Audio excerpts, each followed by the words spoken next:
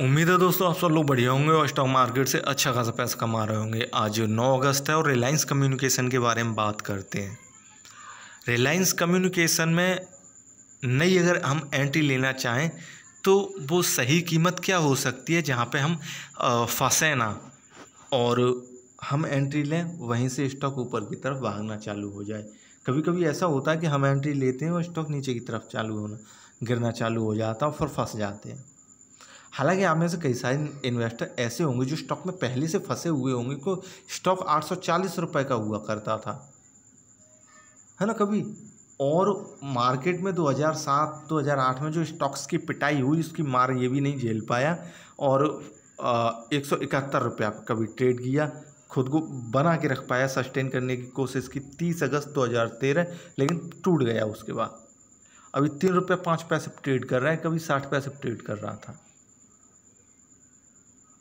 बहुत सारे investor stock में अभी एंट्री ली होगी, बहुत सारे इन्वेस्टर पहले से होंगे, तो इसके टारगेट क्या हो सकते हैं। और कई सारे इन्वेस्टर नई एंट्री लेना चाहते हैं तो उनके लिए सेफ कीमत क्या हो सकती है। तो मैं पहले बात करूंगा कि जो इन्वेस्टर जिन्होंने अभी हालिया एंट्री ली है वो स्टॉक के साथ क्या करें।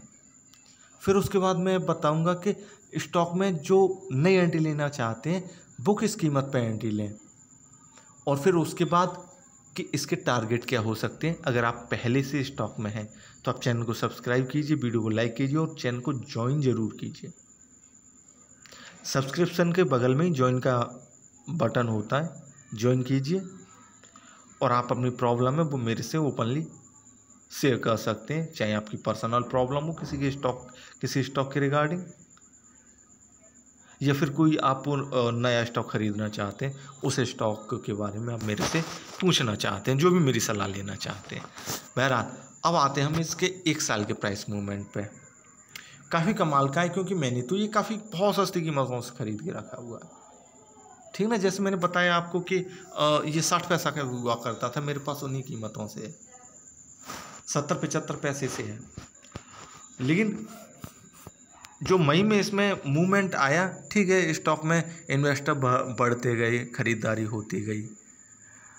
अब आप अगर स्टॉक में पहले से हैं, जैसे मेरे जैसे हैं, तो आप प्रॉफिट किधर बुक कर लें, क्योंकि जो भी फ़ायदा हो रहा है वो सड़ी गली कंपनी है जो दे रहा है, जो दे रही है।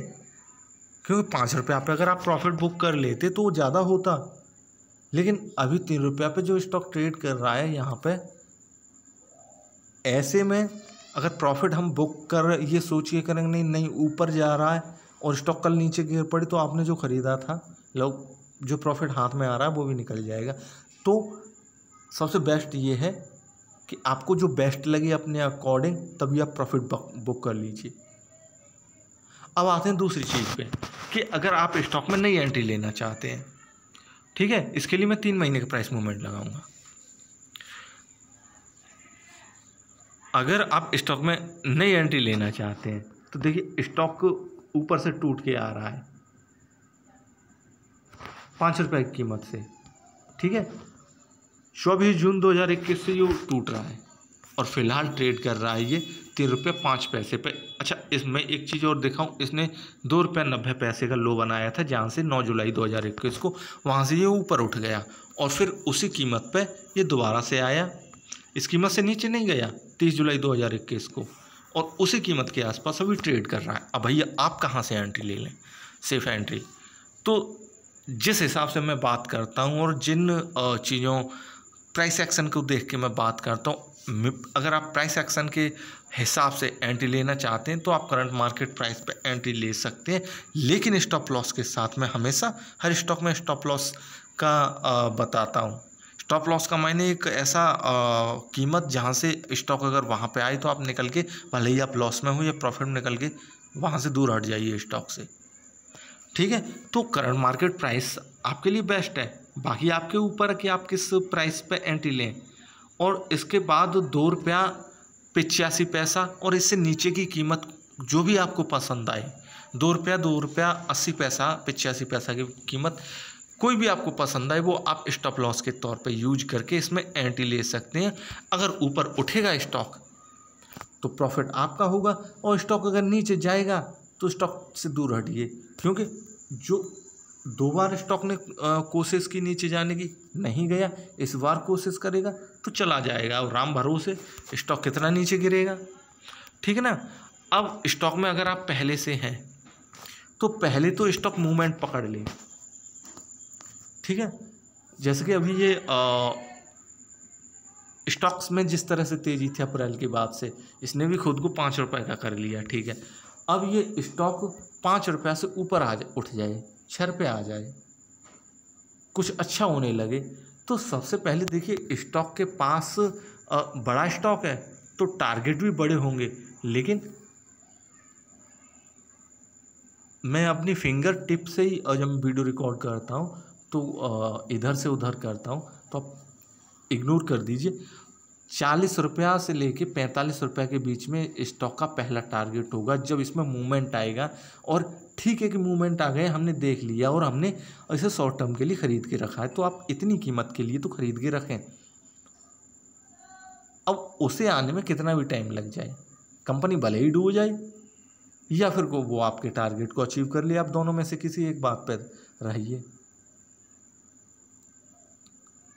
या तो आप स्टॉप लॉस लगा के निकल जाइए, दूसरा फिर आप ये चीज़ सोच के रखिए कि या तो मेरा टारगेट हिट होगा या कंपनी डूब जाएगी, डूबी हुई तो वैसे भी है।